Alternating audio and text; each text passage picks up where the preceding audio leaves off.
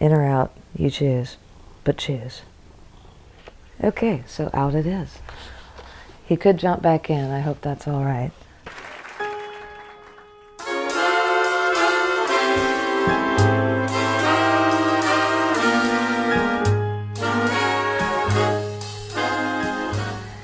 Calvin Cobb, Chapter 9. Calvin's friend Bubby has just been at the explosion of the Hindenburg, and now he's back in Washington, D.C., and they are talking about doing a radio show. So, Chapter 9. The story in Friday morning's Post had more interviews from Bubby. Local man helped victims in recording. Calvin still held the paper open as he sat down at his desk, but folded it when he saw the drafts for the new extension service bulletins waiting for his rewrites and layout. He started at the sudden loud voice in the hall. "Calvin, you'd better be up here," Bubby's voice came between labored breaths. "God almighty, I think you're trying to kill me." Calvin opened his door and stepped out into the hall. Bubby hobbled toward him as the door of the adjoining office opened and Linda poked out her head. "Holy cow," puffed the big man, tugging at the sticky wool of his trousers. "Calvin, this is ridiculous. What's with the elevators?" Bubby leaned on the brass rail and looked down into the atrium. "That's a long way down. Hey, it echoes," he called, and the reverberant ho-hos came quickly back. Linda stepped into the hall, and Calvin tugged Bubby around to face her. "Linda, this is my old friend Bubby. Bubby, Linda Cole, Assistant Deputy Chief, Broadcast Research Division, USDA. He peeked around her at Ellen's empty wheelchair in the hall. "Something wrong?" "I had her lie down in the office. Anne's running up to the soldiers' home to get some more supplies." She placed her papers under the stump of her left arm and offered Bubby her hand, but just patted his wrist when she saw the bandages. Bubby looked past her into the room and sniffed at the soldering flux. "What's all the equipment?" Linda waved her hand at the door. "It's kind of an integrated electrico-mechanical," Verdi's voice came from within the room. "It's our baby!" Calvin rescued a pencil about to fall from Linda's hair. "They've wired together some old Burroughs machines from Social Security. Got 'em doing differential equations." Verdi stepped into the doorway. "We're down to a single turd." "That's a theoretical unit of rectal debris," explained Linda. "We work closely with Brown University," said Verdi. "That's how they mathematically model different spreader designs," said Calvin. "Used to be we had to go out and run the manure spreaders over a big piece of canvas and then gather sections and weigh it. The girls prefer this new model, I think. It leaves us flushed with pride." "Thank you, Verdi. I think he gets the picture." Bubby nodded thoughtfully, then brightened and poked his hat at Calvin. "So you guys actually study what happens when the shit hits the fan," they finished the line for him in unison.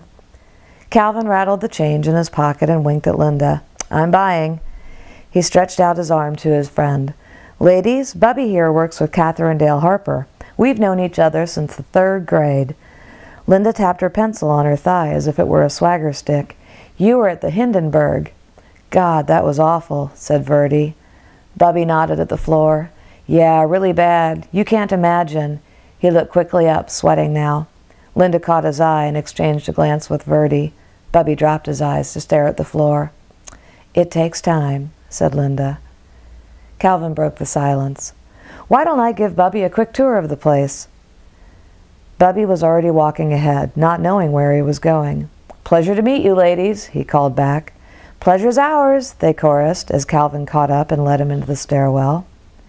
"Geez, Calvin," Bubby shook his head. "They put cripples up here on the top floor? Whose brilliant idea was that?" "Well, they prefer it.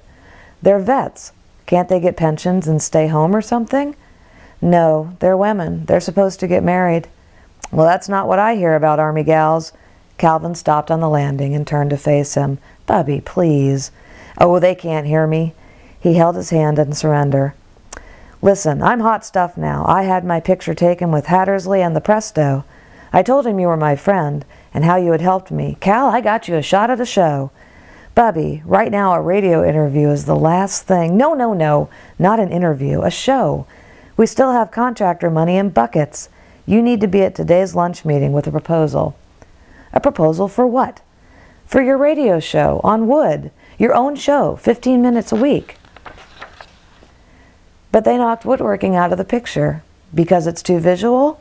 Needs television, said Calvin. He turned to continue up the stairs. That's what Miss Harper said. Well, she'll be at the meeting, so you need to acknowledge that somehow. We just need to find the right angle. Calvin pulled his head back. You're saying stick with the woodworking idea? Absolutely.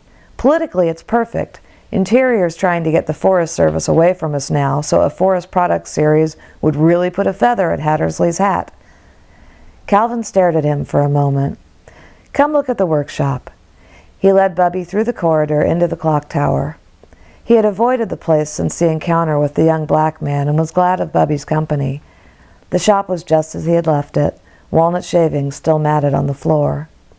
This is where I make the test models. He patted the bench and swept his foot through the shavings.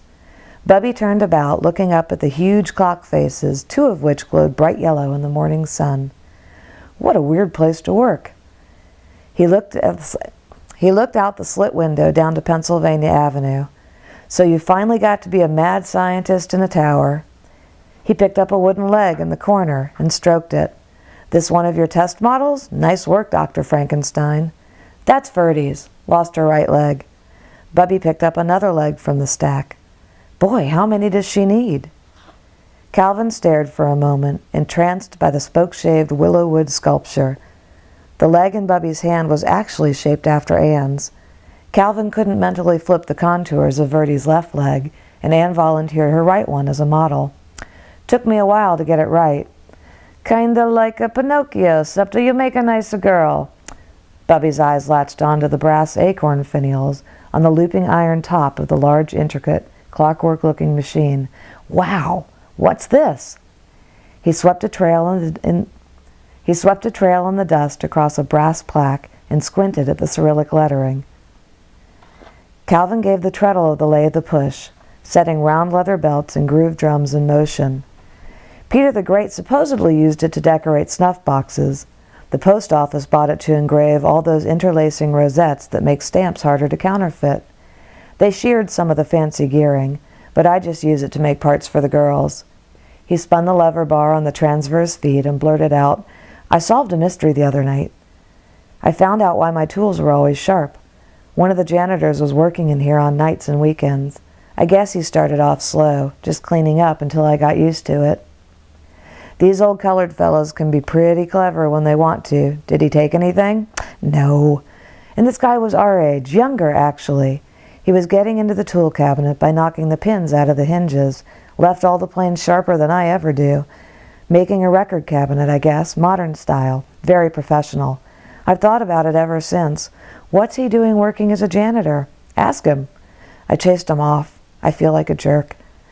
You know that's bad luck, said Bubby, as he poked his mitt approvingly at the engraving of the busty French girls. You violated the gleaning covenant. It's the elves in the cobbler's shop story. You chased off one of the elves.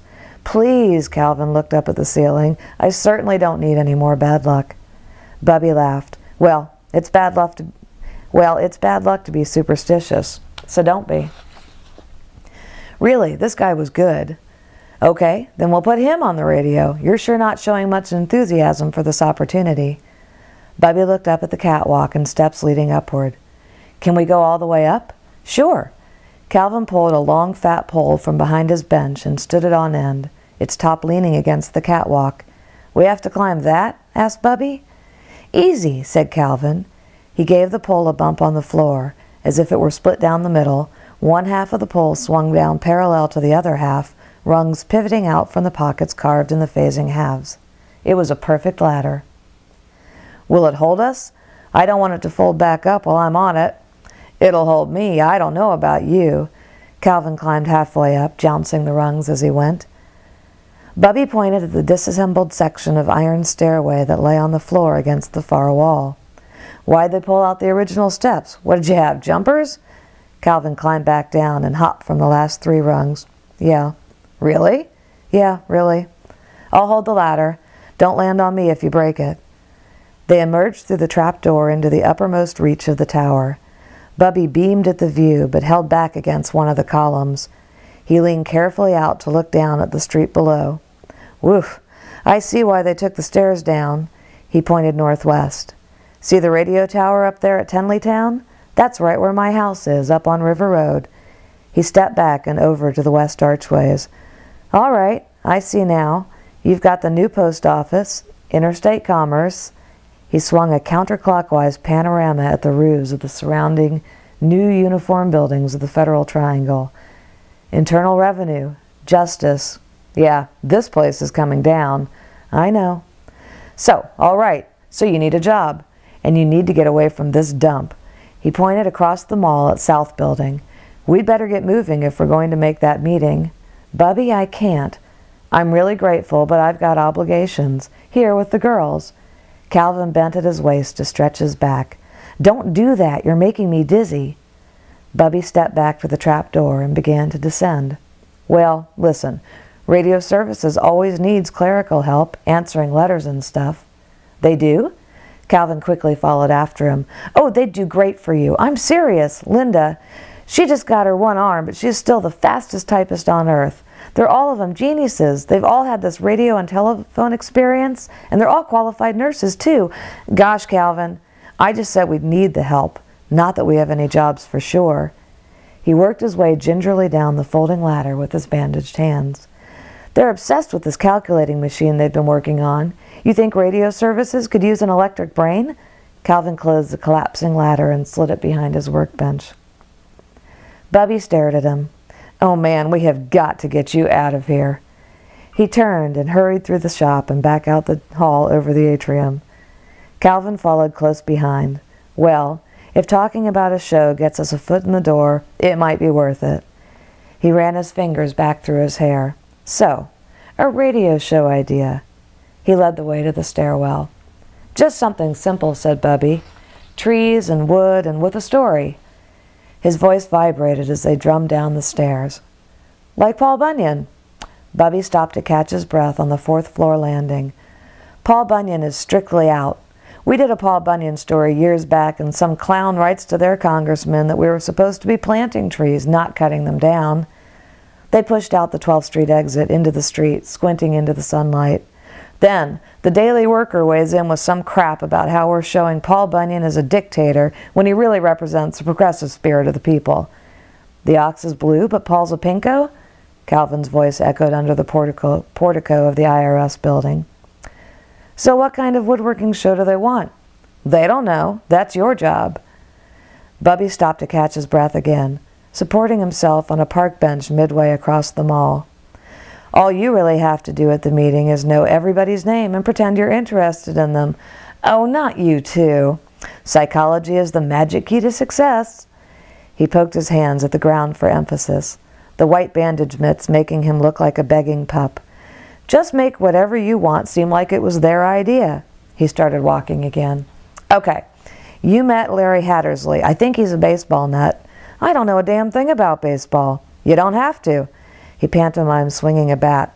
Just fertilize the soil of the relationships and the ideas will emerge. Well, the woodworking show idea really was his to begin with anyway. And Catherine Dale Harper? Bubby puffed out a breath. Well, psychology doesn't work as easily on women. Calvin glanced down at his armpits. God, I make a total ass of myself every time I've seen her. Remember, the Shakespeare gal fell in love with the donkey. You'll be fine. She drops him when the magic wears off. Well, you just make it work long enough to get your show on the road. Calvin cupped his hands to smell his breath. And the whole comedy of the play is the mismatch between them. Bubby stepped ahead and, walking backwards, shook his bandage in Calvin's face.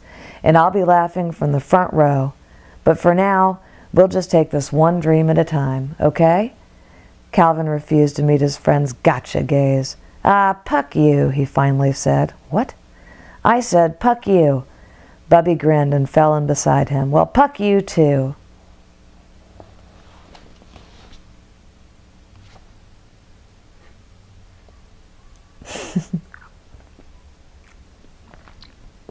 And that's it, one of my favorite of many readings from Calvin Cobb, Radio Woodworker, a novel with measured drawings.